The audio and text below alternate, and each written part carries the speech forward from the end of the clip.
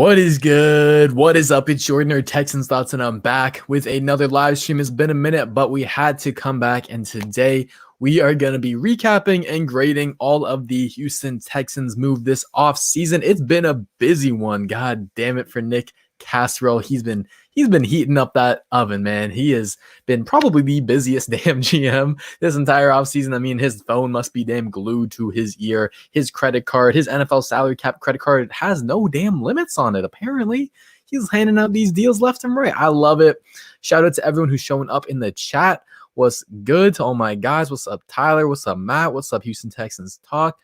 Granger, Harry? I don't know. Grayson, what's good? Ryan, my guy. Joey, few days, man. What a few days. What a few days exactly. Matt Marr, yes, sir. What a jersey. Go. We got Texans Thoughts on the back. I don't feel like turning around because my chair is a little broke right now, but great jersey. Great custom jersey. I got my GOAT on here for the GOAT, Jacob Martin. Got my high school number. Got Texans Thoughts on the back. Links in the description. Use code Texans Thoughts, 10% off. I got you. F custom jerseys. They're dope. They're dope. What's good? What's good, everyone? Is Krish, Evil Soap, Jerome Green, Terrence Mitchell, the new signing. We're gonna get to him. We're back on the streams, my guy Matt. How you doing? So many signings to go through. It has been a wild 2 days before free agency has even officially started. None of these signings are official, but god damn, that's exactly right. Hell of a way to create competition. All these depth guys, all these guys who, what I loved about the overall theme of Nick Caserio's moves this offseason, number one is short term. Number two is make these guys prove it and make these guys compete. Bill O'Brien was pretty content with just kind of letting rookies and guys that we've already known for years what they're about, kind of letting them just go into the 2020 season and hope for the best, right? And hope they develop really well. But Nick ain't just like that, right? He's not just going to put all of his eggs in one basket. He's going to get all these damn guys and hope that just a few of them, all we need is a few of them to work out, and the rest of the guys will be gone by the end of the season, or maybe not even make it through training camp. So we'll get into them in a minute, but oh my god, I'm back, and so Matt's 20 bombs are back as well. You already know. Top dono. Appreciate you, Matt. Thank you for the $20. I got a feeling, man. I got a feeling this ain't gonna be the last one. No, I'm kidding. But thank you as always. What's good, Beige?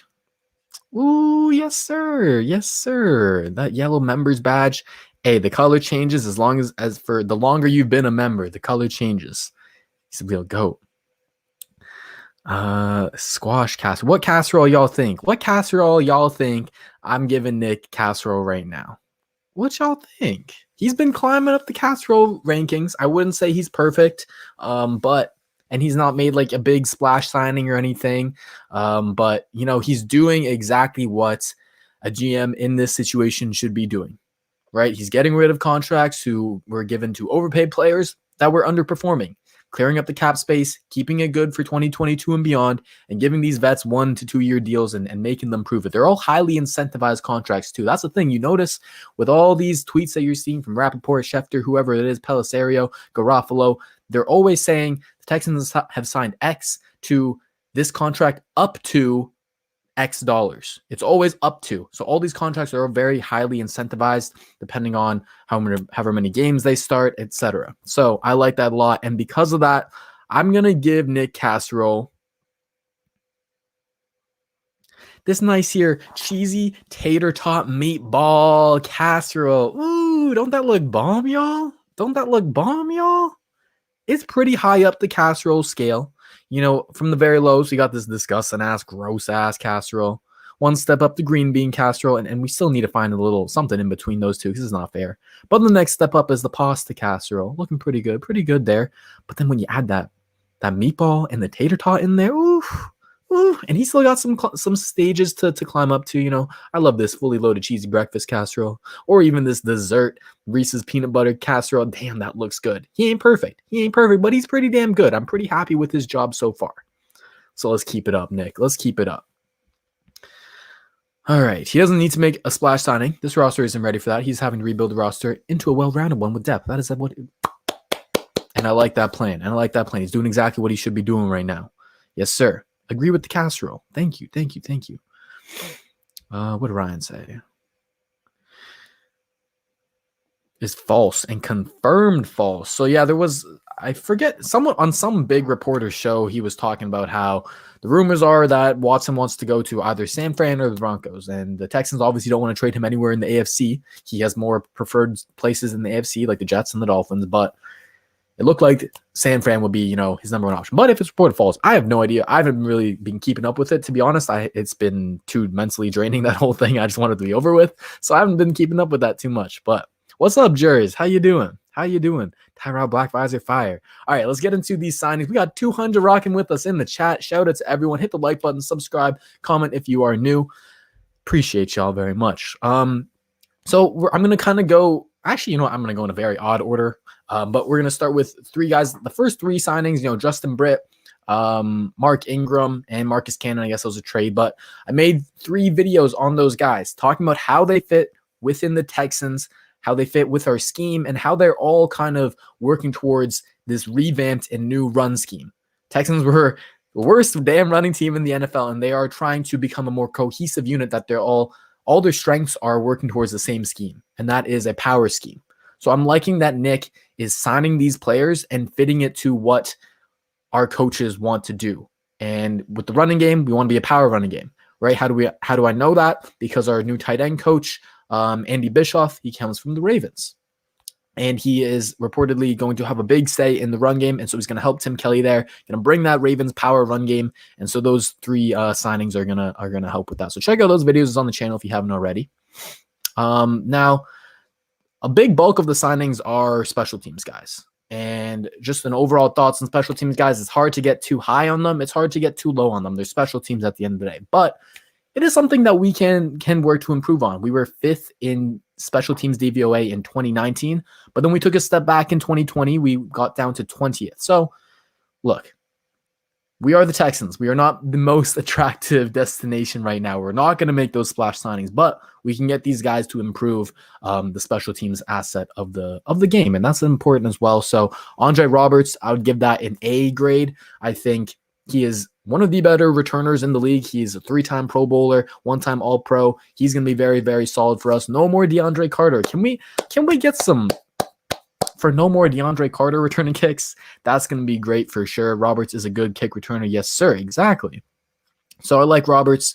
Good guy to get from the Bills. Next up, I see Camu Grugier-Hill. He's going to be just a depth kind of more special teams guys, probably going to replace Brendan Scarlett.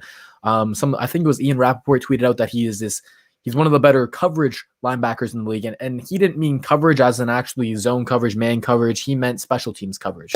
So solid signing. You need those guys. Replace Brendan Scarlett. I don't want to see him ever on the field ever again, to be honest. So that's good. Another guy, Joe Thomas. So I'd probably give that Grugier-Hill signing like a B. Again, it's hard to get too high or too low on these special team signings. But next up is Joe Thomas, linebacker from the Cowboys. And I'm pretty excited about that one because Cowboys writers, analysts that I follow, they all really like Joe Thomas. They thought he was one of the best depth linebackers in the league. And, behind Jalen Smith, Sean Lee, and Leighton Vander Esch, it's hard to get playing time. But when he did, he was very dependable for them.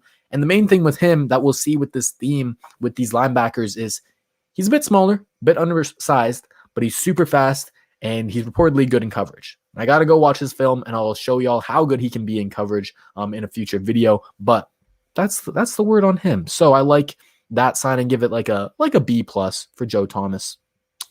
Then you got some more guys. You got Tremont Smith. It was a cornerback. He was with the Colts last season, and our new special teams coordinator, Frank Ross. He was the assistant special teams coordinator with the Colts, so he knows how to use this guy, and that's where the connection is.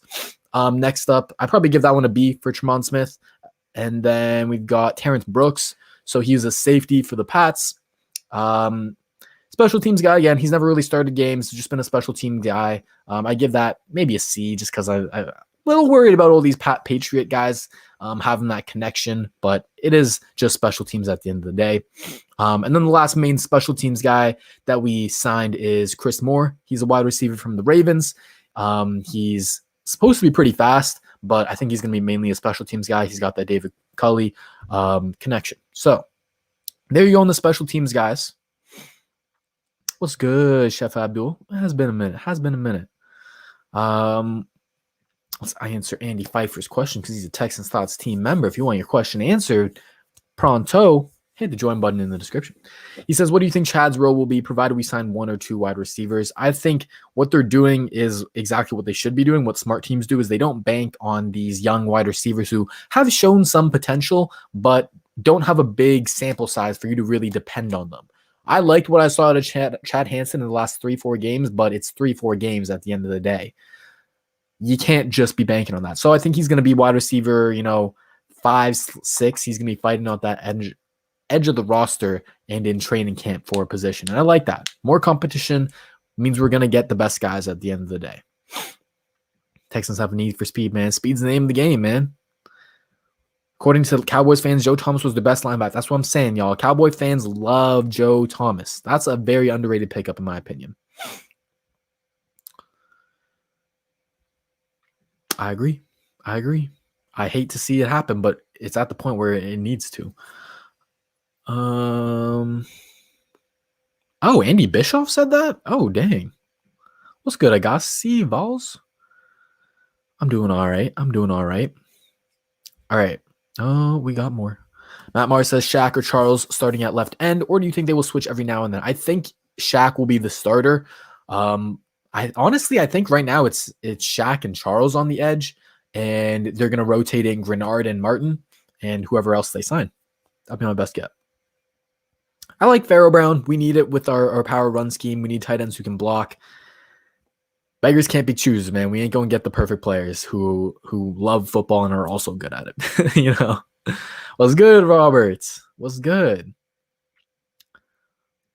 All right, who's next on my list? I guess we can do a little housekeeping with the kind of our guys that we are restricted free agents that we tendered and some certain guys that we cut. So I'll just run through this really quick.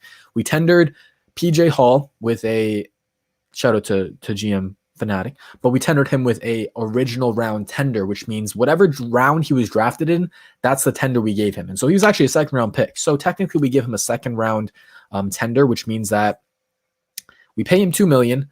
And if a team wants to pay him more than that, they also take him away from us, they also have to give us a second round pick. So it's very, very likely that Pharaoh Brown is going to be back. He posted on Instagram, tight end 1, and that he's excited to be back. So I like his fit with our scheme. Like I said, we're going to be running that power run scheme. How did this even get? I don't know why. I don't know how I just got to from PJ Hall to Pharaoh Brown. Excuse me, my brain is not working. PJ Hall, second round pick. So I don't think anyone's gonna match that second round tender. So I'd expect him to be back. In terms of how he fits with our scheme, with our 4-3 scheme, I'd expect him to kind of rotate with Malik Collins, who I'll get to in a second, as that 3-tech defensive tackle, who's more of the undersized guy, but more athletic and is going to get after the quarterback. I think he fits better there than he did with our 3-4 defense last year. So I like the PJ Hall, bringing him back. AJ Moore was also tendered. He should be back. He's a solid 4th safety behind Justin Reed, Lonnie Johnson, Eric Murray, and then there you go. AJ Moore, great special teamer as well. And then now we can talk about Pharaoh Brown. Love his fit in what we're trying to do on offense with the run game. We need those blockers, and that's his best attribute. Great blocker, physical dude. Does he just want to get paid? Sure, maybe. But hey, a lot of players in the NFL have that same thinking. They just won't admit it. Jabraylon says, Jordan, check your YouTube email. I sent you those recordings I mentioned to you about the other day. Thank you, my guy. I just DM'd you back. I appreciate that. I appreciate you going through the effort to make those recordings for me and send them to me. Appreciate that. And thank you for the $5, my guy. Thank you. Apparently that got declined. That's a Watson and a second for Deion. I ain't giving up a second. 2 firsts and a second and got declined. But that should be where a deal would start. 2 firsts from the Falcons, AJ Terrell and Deion Jones. That's a good start. I saw something about Daniel Hunter. Hunter. Would love a Daniel Hunter trade. We don't have the most trade assets to give up. It would probably have to be a young guy, maybe a secondary. Maybe it's someone like Justin Reed or Lonnie Johnson. Maybe you pair Lonnie Johnson and Bradley Roby for a Daniel Hunter. In my opinion, that seems like a lot to give up, but I would do it. Or if it's just Justin Reed and maybe a 5th round pick, something like that, I would do that as well. Daniel Hunter is a stud, y'all. He is a stud. Whew. Ooh, we got a new member. Why can't I hit the new member button? Where'd it go? Seamus Solon. Where'd it go? Where'd it go? Where'd it go? Thank you, my guy, for joining the Texans Thoughts team. Check out the community tab. I'll be posting the link to join the exclusive Discord. And from there, you'll see all of the exclusive videos that you get. I just did it was like a 50-minute voice chat in the Discord before the stream with the guys. I got to be doing that more often. I can't lie. I haven't been doing it enough. It's always great talking to y'all. But if that interests you, man, links in the description. Join the Texans Thoughts team. Shout out to you, Seamus. All right. Jerome says Lovin Farrow would carry a pile with the ball and be mad when he got tackled. Exactly, man. Exactly. I like his mentality on the field. Probably, but if the only other option is cutting Daniel Hunter, Daniil, you're right. Daniil. All right. Fuck out of here. But I don't like Juju Smith as a fit. He's a pure slot guy. As a 1-year prove-it deal, I wouldn't be that mad at it. But I think he's going to want more than that. But in terms of actual like team fit, we already got 2 slot wide receivers with Randall Cobb and Kiki QT. So unless we move off of Cobb, it just doesn't make the most sense to go get Juju.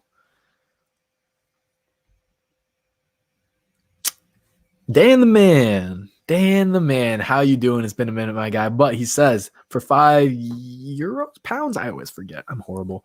Texans till I die, through thick and thin. Keep doing what you doing. Best Texans YouTuber, and never trade Reed immediately in 2 years. I hear you. $5, I ain't trading him. I guess not. No, sir. Thank you for the support, my guy. Appreciate the kind words.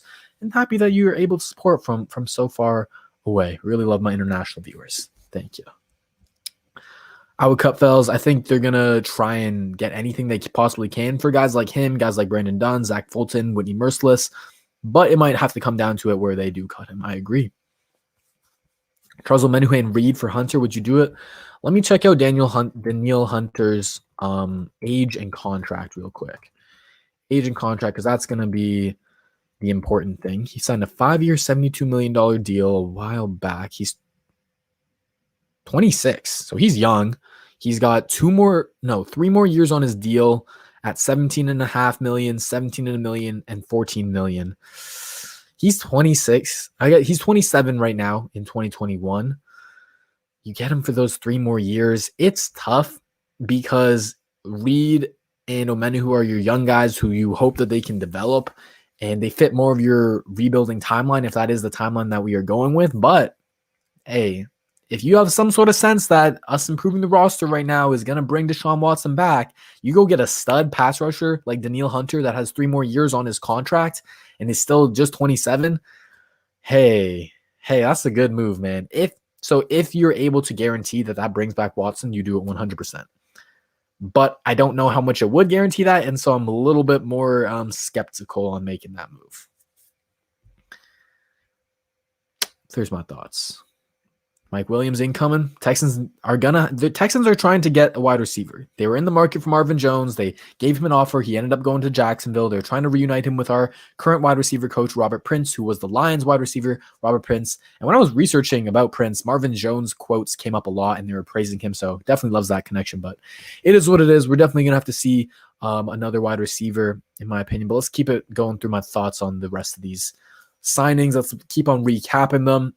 We also did cut Jamon Moore, Damian Ratley, Curtis Bolton, which I think is a good sign because these are all guys who they were kind of just signed right after the season was over. They were kind of more Easterby signings because that was when we didn't have a GM. And so I like Nick coming in here, cleansing us of those guys, get them off the cap sheets, save those pennies. Every penny does count when you're giving out 13 damn contracts in the first 2 days. So I like that. And I also like the emphasis that we've been putting on in the trenches. We did get Shaq Lawson, and we got Shaq Lawson added to the D-line. Now we added Malik Collins as well. And Malik Collins, I'm going to give this grade like a B+. And I know if you look at his stats, you look at his Raiders stats in 2020, he was absolutely horrible. One of the worst defensive tackles in the league statistically. And that's definitely a reason why he's able to take this 1-year prove-it deal. But if you look back at the Cowboys, where he played the last 4 years, he had 14.5 sacks there and 40 quarterback hits. He was a very productive and promising player with the Cowboys there, but he went to the Raiders, and look at the Raiders signings. They signed LaMarcus Joyner. They signed Corey Littleton, Malik Collins, some cornerbacks. I forget who else, but all those guys now are damn cut and gone. There's something about Oakland, man, or Las Vegas. Trent Brown too, right? Gabe Jackson. All these guys are gone. And a lot of the times when you saw those guys getting cut, they're talking shit about the Raiders. So I don't know. There's something about the Raiders. I know that the defensive coordinator was horrible. He's fired now for a reason. So I think Collins was in a horrible situation with the Raiders, and he was dealing with a shoulder injury that limited him. So hopefully the Texans can get the Cowboys version of Collins instead, because that player was really, really fun. I'm going to have to make a video on Collins to show y'all just how dominant he was. He plays 3-tech defensive tackle position. He's a very athletic dude. He's great. He specializes at getting after the quarterback. Not as strong of a run defender for sure. So I think he's going to rotate snaps a little bit more, but he should start at least at 3-tech and get after the quarterback. And that's a very important position in Lovie Smith's defense. You need to get after the quarterback with rushing just 4 guys.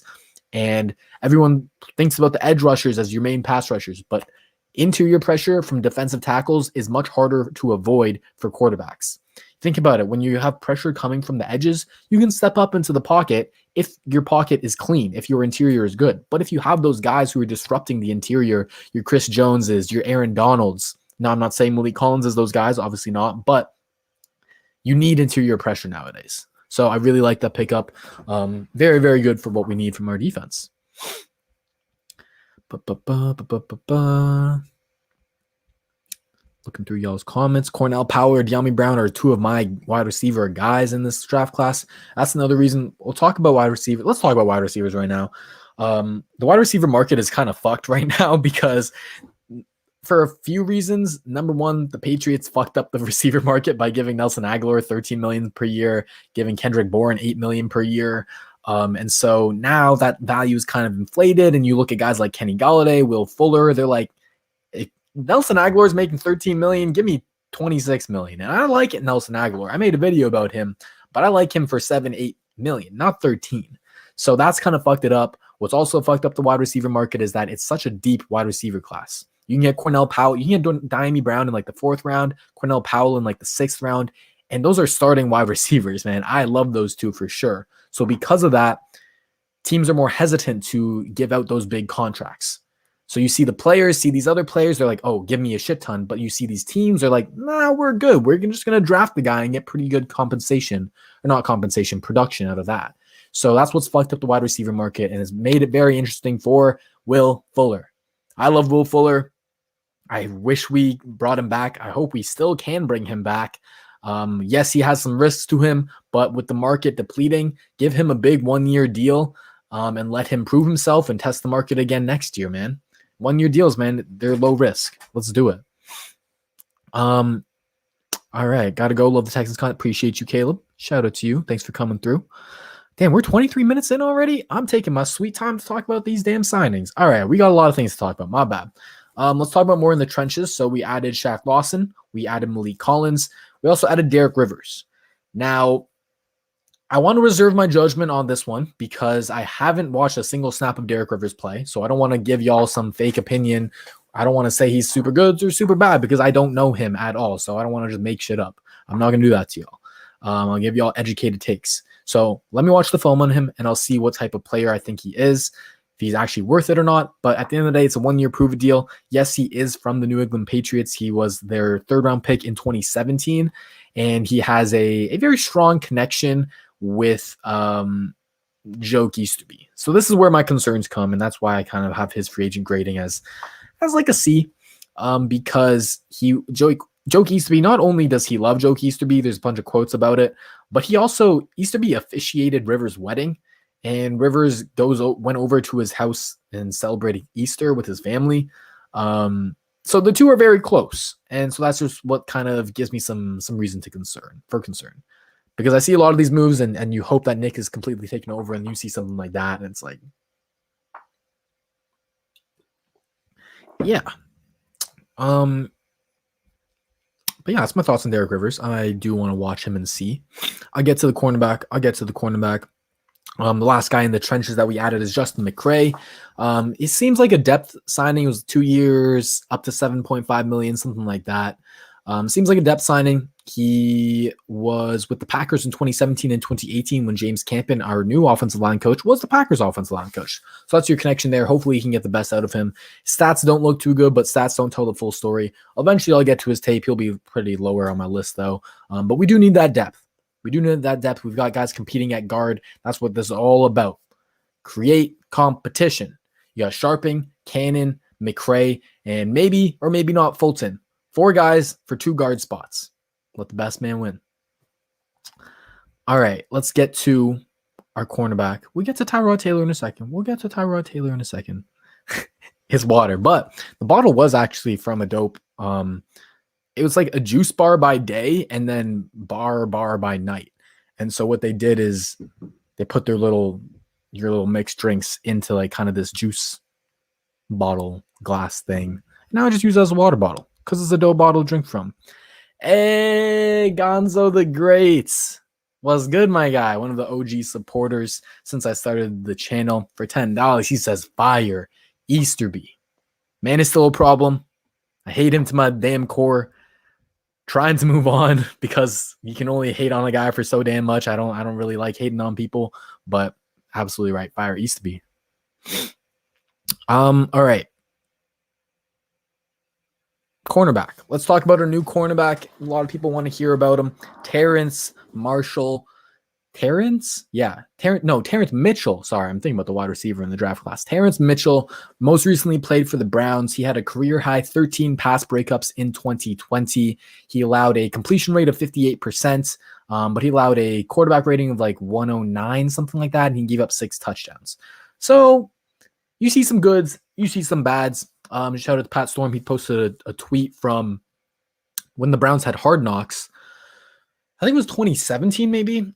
And it's a clip of Terrence Mitchell. Oh my God, that's going to fuck me up so bad. Terrence Mitchell getting a fight with Jarvis Landry, talking his shit, being a physical guy. And that's what Ian Rappaport said about Mitchell. Jesus Christ. My bad, y'all. That's what he said about Mitchell. He's a tough physical cornerback. And that's exactly what we need. Now, I haven't watched Mitchell, so just like Rivers and some other guys, I don't want to speak too highly on him. I don't want to sing his praises, and I'm not going to shit on him either. But from first glance, it seems like an all right signing. And think about it this way, the bar is beneath the surface of the earth when it comes to cornerback play. Anyone is better than Philip damn Gaines, all right? So I like this signing. I somewhat like it. Probably give it a B at first glance, B minus. Yeah.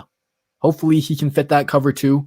Sorry, that Tampa 2. People say he's more of a zone cover cornerback. We just need him to be physical, be willing to tackle, and just cover that cover 2 zone, man. That's all we need. We're not asking a lot out of our corners. That's the thing with this scheme is I want us to sign corners, and a lot of people on Twitter want us to sign corners, but corners aren't the most valuable position. Linebackers and defensive line really are in this Tampa 2, and that's why you saw the Texans prioritize that first.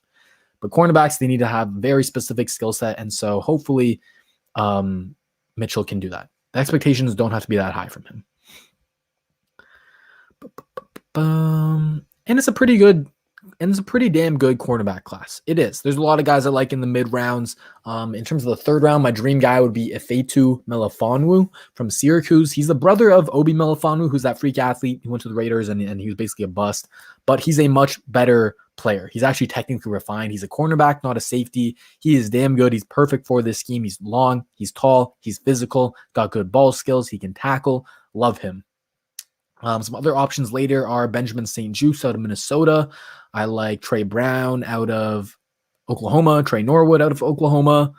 Yeah, I would make more draft videos as free agency ends and when we really get into thing.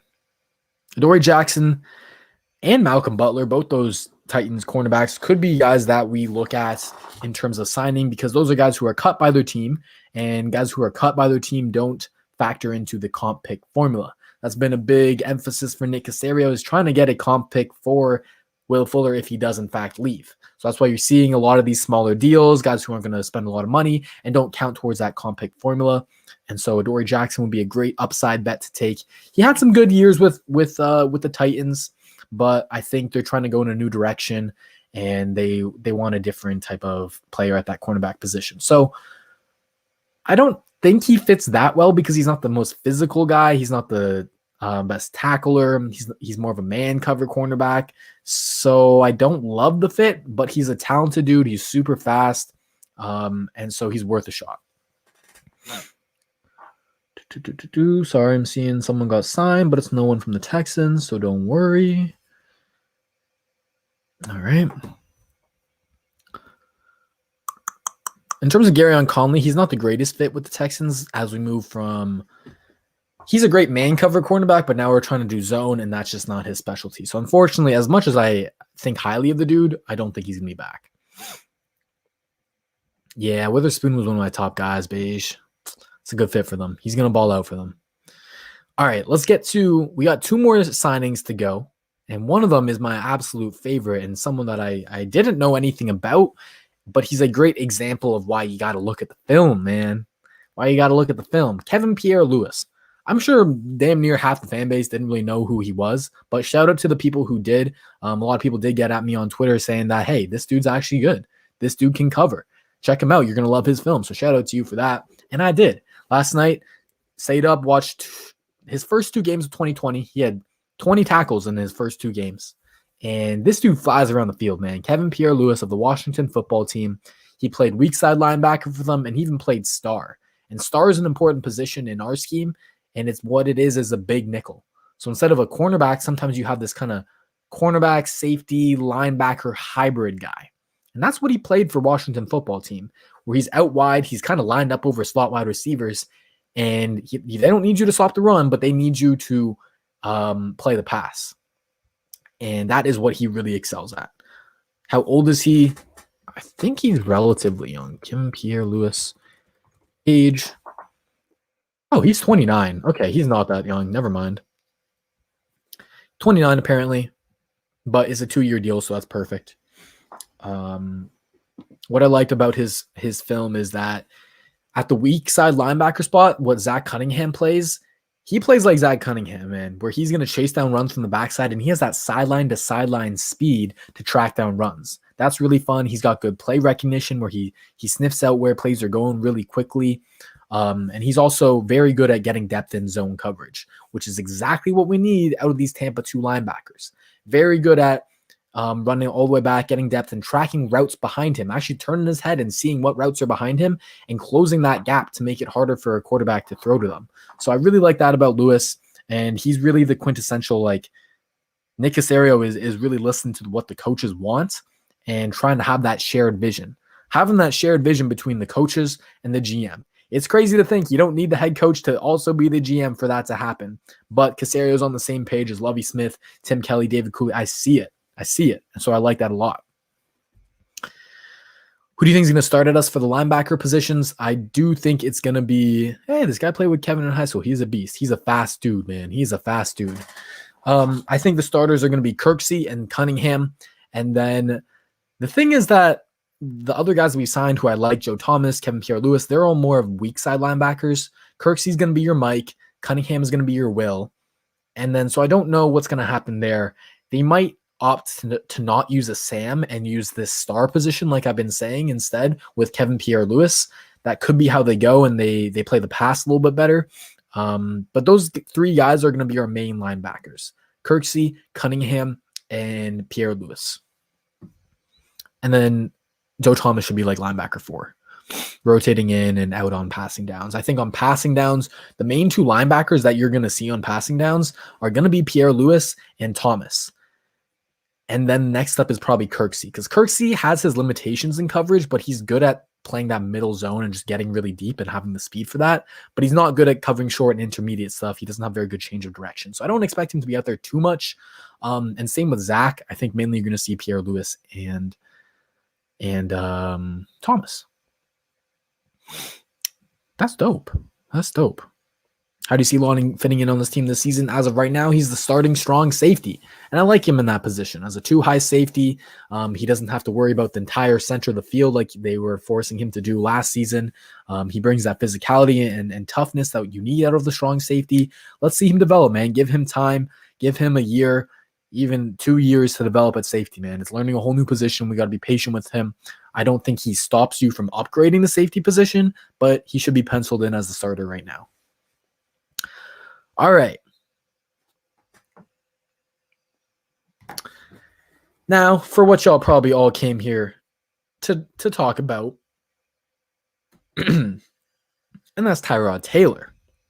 But first, I'm going to plug this sponsor one more time, F Custom Jerseys. Link is in the description. Use code Texans for 10% off. You get to customize your jerseys. They start at $24.99.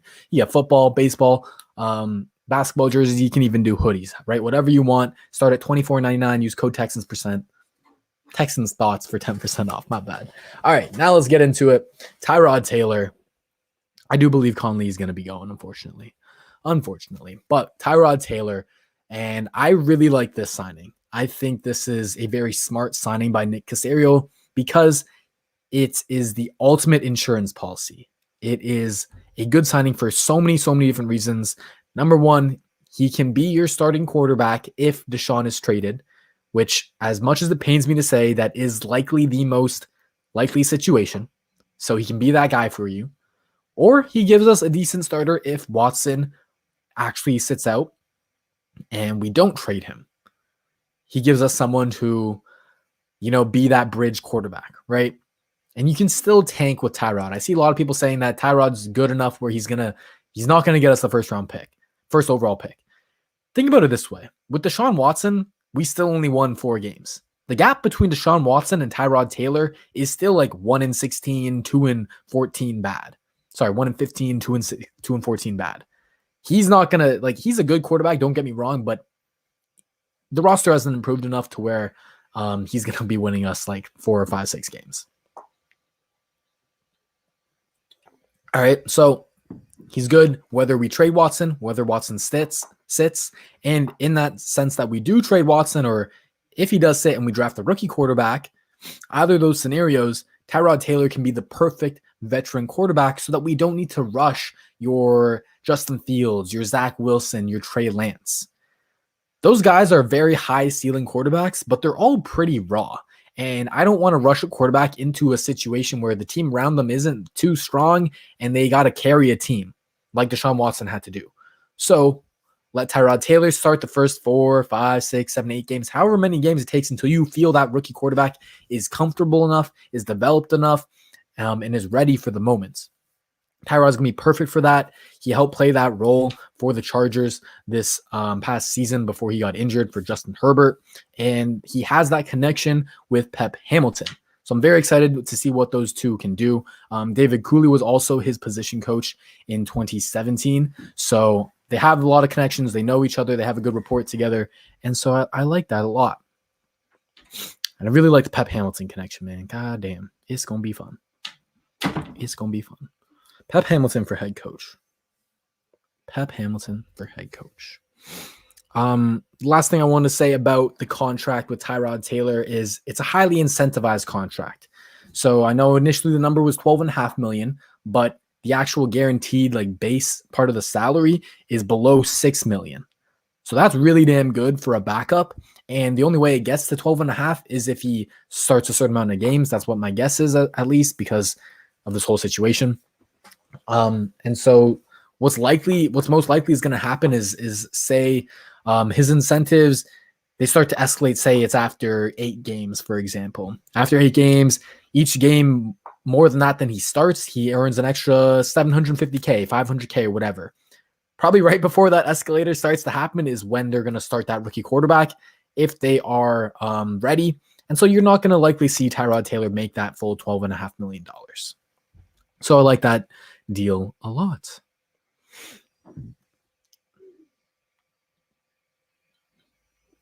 Man, I'm thirsty because I'm talking like a motherfucker.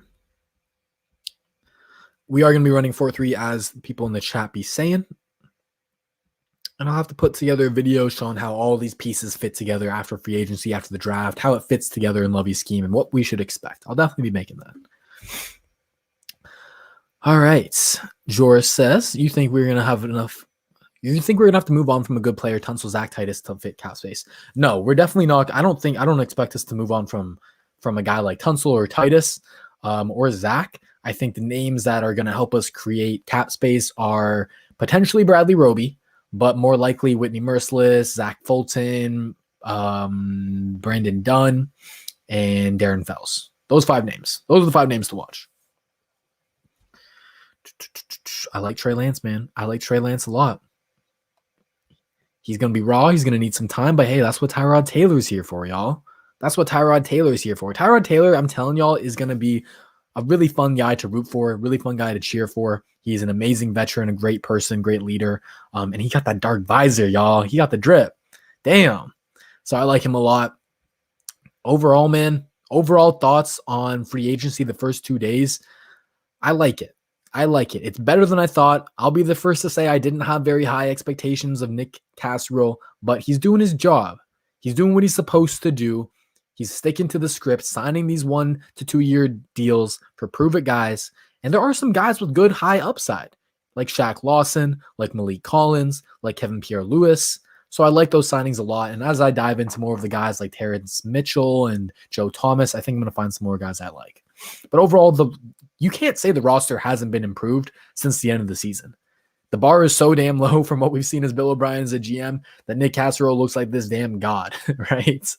So I'm pretty happy with the direction of the franchise and free agency. Let's keep it going, man. Let's keep it going. We got to get ideally another cornerback, so we don't have to be playing Vernon Hargraves, and ideally another defensive end, a wide receiver to pair with Brandon Cooks, Randall Cobb. And then I think another tight end or fullback could be useful as well to add to this blocking scheme. Because if you think about the Ravens, they run 3-4 tight ends, and they need multiple guys who can block. So Farrell Brown, good, but let's get another one. What do we do with Tyrell Adams now? We got enough linebackers, y'all. We good. Tyrell Adams is gone. He's priced himself out of our range. He wanted to test the market, and this is what's going to happen, man. We're going to find cheaper deals. And the thing with Adams is he racked up a lot of tackles, but they were pretty meaningless tackles. Our run defense was still horrible. And what he couldn't do was cover.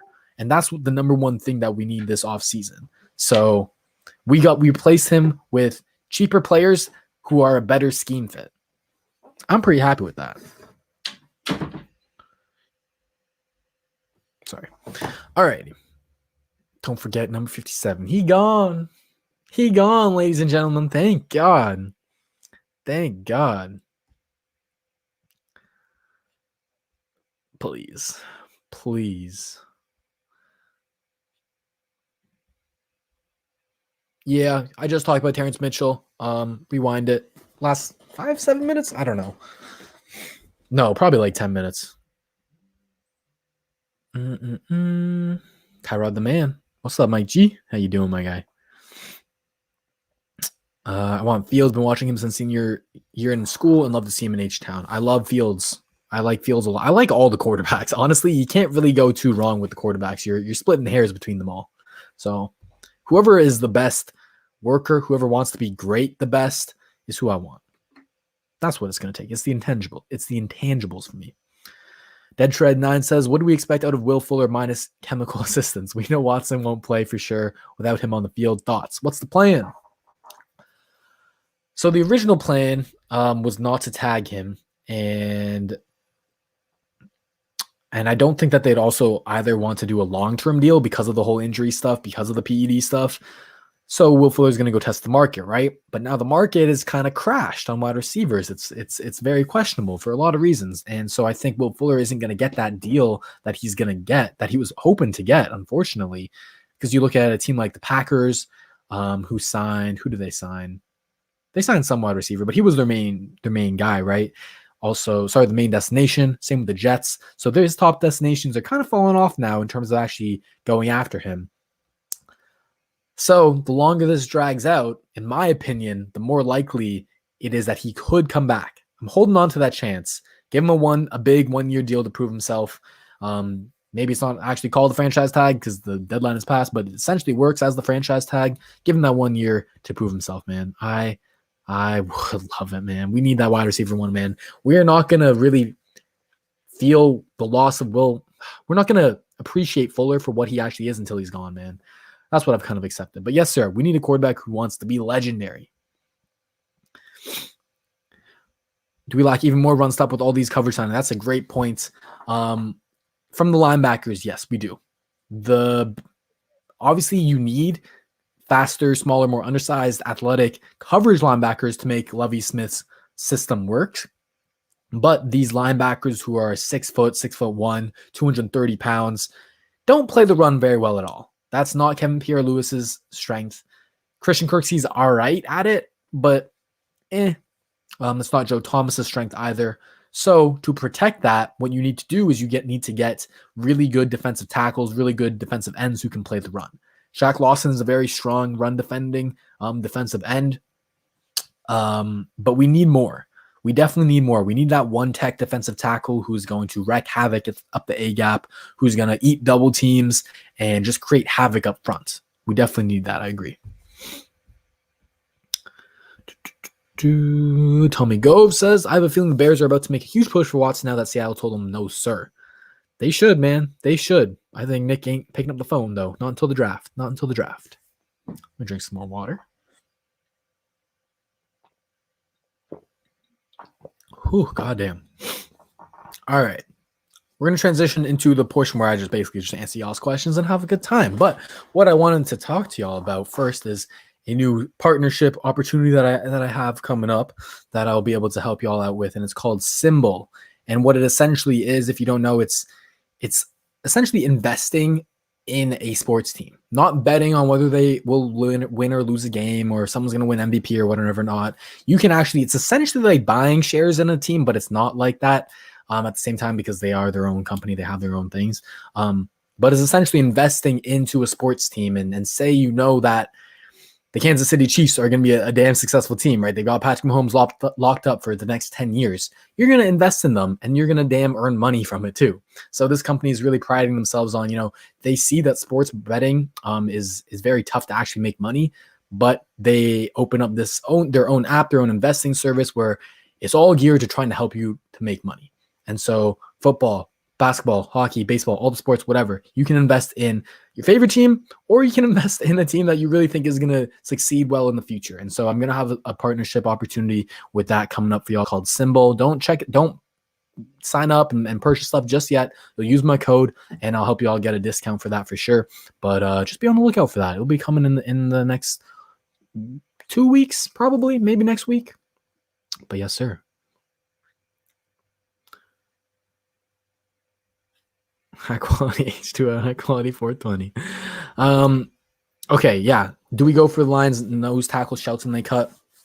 One thing, we were just talking about run stuffing defensive tackles, and I think that's definitely a big need. And I think enjoying getting the fucking back. Yes, sir. Yes, sir. Sorry, my throat feels like it's about to explode. Been talking for so damn long. I wouldn't mind it. I don't know how good of a player Danny Shelton really was for the Lions, and he was coached by Matt Patricia, who's horrible, but Matt Patricia also coached him in New England, and they got good things out of him in New England. So when you have that same coach there, you would expect him to translate well to the Lions, but did he? That entire Lions defense was horrible. So I don't know. But he is one of the better options out there. I just wouldn't say we do sign him. I'm not penciling him in as, he's going to be an amazing player. You know what I mean? Yeah, I'm a big fan of Roby, man. Investing in the Stros and Leicester City. That's a good idea, my guy. That's a good idea. Stay tuned, my guy. I got you. Don't worry. Roby's on a fairly team-friendly contract, especially because his guarantees were voided because of his whole PED situation. Now, he doesn't fit the best in our Tampa 2, but I would love if he moves into the nickel, man. If he moves into the nickel, he's going to be amazing.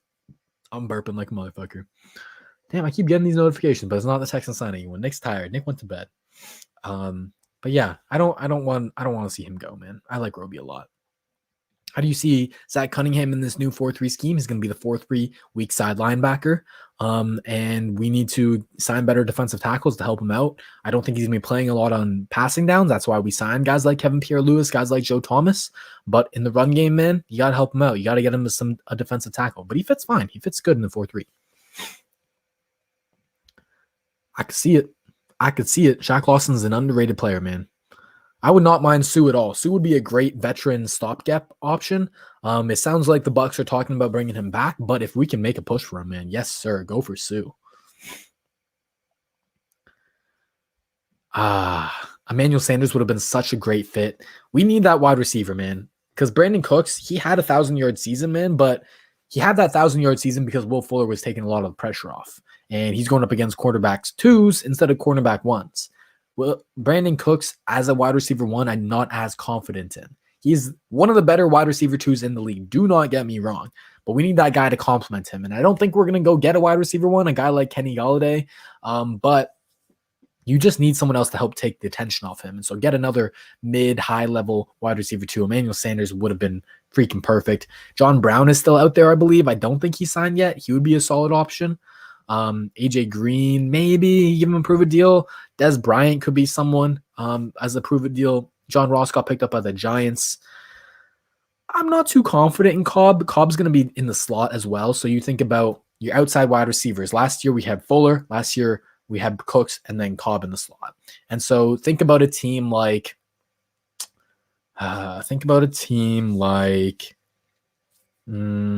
a good example?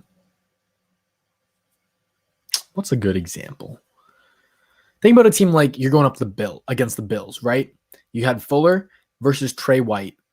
And then you had Cooks versus who was their cornerback too? Levi Wallace. And so with Fuller out of the equation, then Trey White is going to be guarding Brandon Cooks. And yes, you still have Cobb, but it's not like the attention is going to go from Fuller to Cobb. It's going to go from Fuller to Cooks. So that's why I think we need another outside wide receiver. I hope that made sense. Hargraves is the biggest kind of disappointment of the season. I really don't like that they brought him back. But trying to look at it positively, hopefully he's kind of more penciled in as a depth signing and a break glass in case of emergency type of guy. And hopefully, if not that, if he is going to be a starter, hopefully it's in the nickel and not outside, because we saw what he can do at outside and it ain't good. It ain't good. Corey Davis is signed by the Jets, I believe already. Yes, there you go. John Ross got signed by the Giants. Yes, sir. Merciless Fells, Scarlett Murray, Fulton Sharp, and Cobb, and pick for Mike Williams, a young player that has no upside. That would have been crazy if they somehow take that trade. But all the players that you mentioned there are all kind of cap casualties, so it doesn't really make sense to give up for the Chargers to take on 5 guys for just one guy that they can probably get a better value for. But Mike Williams trade, man. Mike Williams trade would be fire. He's exactly what we would need. If you want to talk about a perfect complement on the field for Brandon Cooks, he's the anti-Brandon Cooks. You know, he is not the fastest dude, but he's a physical, big body, jump ball, wide receiver, possession guy. He can be your high-level wide receiver too that I'm talking about, your low-end wide receiver 1, high-end wide receiver 2. He's got to do a little bit better about staying healthy, but I would love him on this team, man. And he's got the connection with Tyrod Taylor, so let's do it. There you go. If I'm putting money on it, I don't think Fuller's coming back, but the longer he doesn't get signed, the longer free agency goes out, this wide receiver market continues to dry up, the more likely he is to come back. I still don't think it's that likely, but he's running out of options. Like, bring D4 back in the fold? Maybe, man. Maybe. Him, Shaq Lawson? Maybe. All right, I think that's it for what I got to talk about today. Shout out to everyone in the stream who came through. Had a huge one today. Appreciate y'all. Shout out to all the donos as well. And our new member, Seamus Solon. Shout out to y'all. Hit the like button, comment, subscribe, all that good stuff. I'm going to answer one more question, and I'm going to be out of here. Dead Shred 9 says, whoever the quarterback is, we are really lacking a wide receiver and a big Gronk-sized tight end. What to look for in the draft, basically. All right, what to look for in the draft. I agree I could see us signing another big tight end, and I do agree that we need another wide receiver. That's what I've been talking about. What to do in the draft. The draft is always about best player available. I think we filled up a few of our holes, defensive end, 3-tech defensive tackle, offensive line. We added a cornerback, but we filled a few of our holes to the point where we can really, really focus on best player available, even though it's what you should always be doing. So yeah, that's the draft strategy. Ideally, you do get a cornerback or a pass rusher or another defensive end, but you always go for the best player available. In that 3rd round range, it could be a wide receiver. It really could be. You could get a guy like maybe De'Ami Brown. I would love that. I would love that. All right, I lied. One more thing. I just want to talk about this. The offensive line. I can't pull up your comment, Gonzo. Y'all see Gonzo the Great's comment in the thing? He says Tunsil, Cannon, Britt, McCray, Howard starting 5. That is a big starting 5. Oh, there we go. Those are all big ass dudes. I might put Sharping over McCray, but yeah, let them battle it out. But those are big dudes. We got Maulers on the O-line, and I'm telling you all, the power run scheme is coming. Expect it. Expect it to have look very similar to the Ravens and what they like to do, and have that read option game off of it now that we've got a mobile quarterback in Tyrod Taylor. He's not going to be running it as much as Lamar Jackson. He's not as talented as Lamar Jackson in that area. He is a pretty solid thrower of the football, but he's a mobile quarterback at the end of the day. He had seasons where he had a lot of carries. I'm going to look at it now. So like, it's not like he hasn't done it in the past. But you just want to add that element to make defenses respect it. Where do I see carries? That's passing, rushing, and receiving. Here we go. Yeah, so in his kind of prime years from 2015 to 2017, he had 104 rushes for 568 yards and 4 touchdowns, then 95 rushes for 580 and 6 touchdowns, and then 84 rushes for 427 yards and 4 touchdowns. He is a talented runner. So you add that element to your run game and helps you create a numbers advantage, and it's going to be fun to watch, man. It's going to be fun to watch. McCarron's a free agent, so I don't expect him to be back. Best tips to prep for upcoming draft, knowing we don't have picks until the 3rd round. I've been trying to take it a bit slow with the draft because this early in the process, you do not know what guys are going to be there in the 3rd, 4th, 5th round, 6th round, 7th guys. It's going to change so much with pro days, with the last few months leading up to the draft. So take your time, look at it from a broad perspective. Just take a look at 3, 4 guys per position, and just know that, you know, a lot of these names are going to change by the time it comes time to the draft. If you want to focus on positions, I would look at cornerback. I would look at wide receiver. I would look at defensive tackle. Those are our 3 biggest needs right now. I'll give you a few names for each. Cornerback, look at Ifeatu Melifonwu, Benjamin St-Juste, Trey Brown, Trey Norwood. Who would be some nickel guys? There aren't many nickel guys. Elijah Molden could be a 3rd round pick. In terms of defensive tackle, look for Marlon Tuipolotu from USC. Look at Tadarius Slayton from Florida. Look at Marvin Wilson from FSU. What was the last one? Wide receivers, look at De'Ami Brown from UNC, Cornell Powell from Clemson, Austin Watkins from UAB, Jalen Darden from UTSA, I believe, and Tamarine Terry from FSU. There you go. All right. I'm going to end it there now. Hit an hour pretty much. Shout out to everyone coming through the stream. Hope you enjoyed. Like, comment, subscribe, all that good stuff. Follow me on Twitter, Texans_thoughts. Instagram, same thing. Check out Texans Unfiltered website, podcast, Twitter, YouTube, Instagram, all that stuff as well. Doing a lot of great stuff there. And yeah, thank you for coming through, man. UNT, that's what it is. I couldn't remember. Got to go work out. Peace out, my guy. Enjoy the workout. All right. Take care, everyone. Come back for more. And remember, the film.